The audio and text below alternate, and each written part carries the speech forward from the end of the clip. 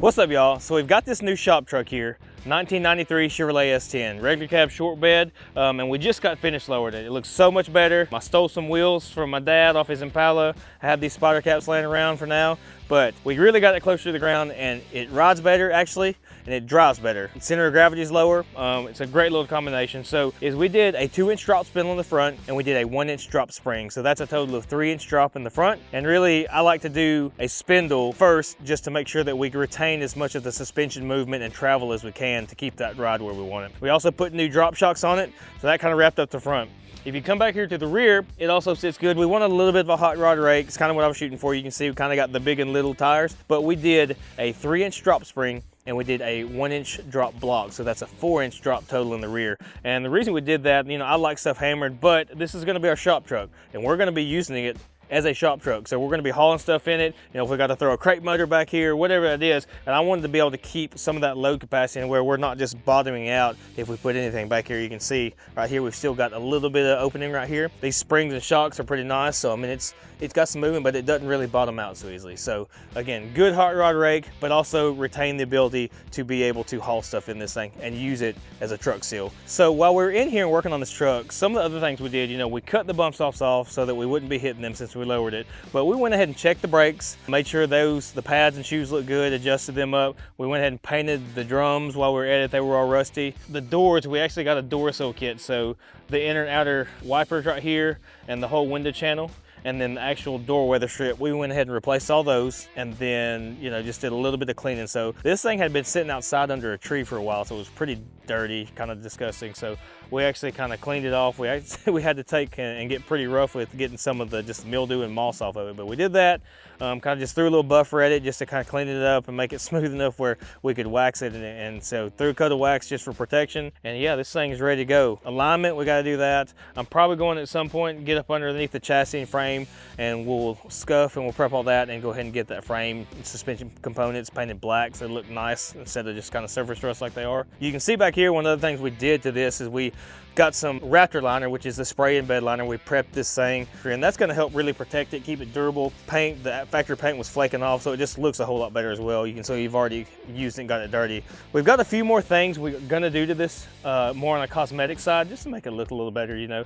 So what I was looking for, something simple. I like these little 80s and 90s vehicles. Really, they're now, it makes me feel old, but they've got the vintage feel because, you know, this thing is getting on up there in age, but it's really still got a lot of the creature comforts that some of the old 50s and 60s cars didn't have. You had to add that. So, you know, this truck already came with fuel injection. It already came with, you know, power steering, power disc brakes, overdrive transmission, so all that good stuff. AC, which is really, really nice right now in Tennessee because it's been so hot.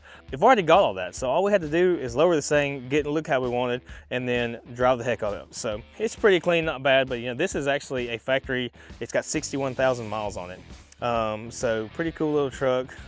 It's just enough room in there. Again, AC, it's got a radio, overdrive transmission, so we could really get in this truck and drive it anywhere at this point. Again, it's got a 4.3 V6 4L60E automatic overdrive transmission. Really good little driver. I'm excited to get this thing kind of tool around in it, use it, and really, I think it's gonna be a great shop truck.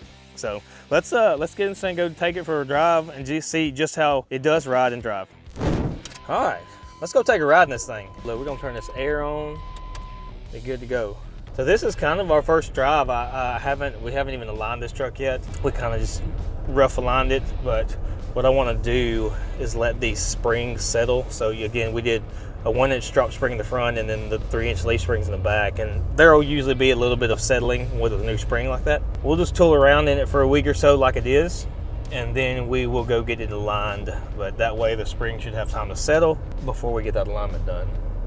I always liked these little trucks. You know, back when I was younger, you know, people were throwing small blocks in them, and now, you know, people are LS in them, and it's might happen to this one day, but this thing is, you know, it's got 61,700 miles on it now. So I'm hoping that this drivetrain in it has a lot of life left before I have to do anything, start messing it up and putting a V8 in it. Snowballs from there, you know. But yeah, this truck actually, I found it locally. I'd been looking for one of these trucks for a while on Marketplace and whatnot, and I couldn't find one that was exactly what I wanted, or that didn't have, you know, 200 whatever thousand miles on it. So actually my friend's dad had this truck, and I think he bought it from the original owner, a lady. And so this thing has been original. It's been here in Murfreesboro pretty much its whole life, which is kind of cool. And we cleaned it up a little bit. We still got to do a little more cleaning, and it's, again, some stuff on the cosmetic side just make it look a little cooler. But what I hate is if you get an old lower truck, and I remember it being like this back when we were in teenagers, but hell, we would cut springs and heat spring, whatever the heck it took, you know, but they just rode like crap. But this truck actually rides, man, it rides good so far. We cut the bump stops off, as you saw, but it's still got a lot of suspension travel and movement before we get to hitting bump stops, which is nice. So it lets it retain some of that factory ride. I think it may be just a hair. Those springs have just a little more spring rate to them, so a little bit harder than factory. But I mean, it's hard to tell. This with these shocks and springs, it's riding good. We've not bottomed out on anything. Shoot, and it feels driving it just because the center of gravity is so much better. It holds the road way nicer.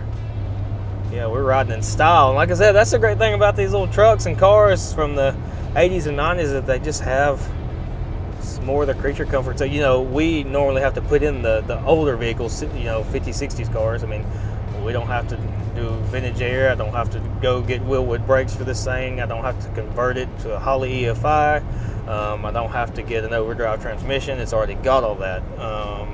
And drives, handles, and stops really good. So for this, you know, obviously we're not going to be out autocrossing this thing, I don't think, unless, well, we get a wild hair at one of these events. But no, it's going to work out great for being just a little shop truck. This thing still has a whole lot of suspension travel, movement, it seems like. Oh, yeah, that second gear hits pretty hard. We achieved what we wanted. We got it sitting good, riding good, handling good. So, time to put it to work.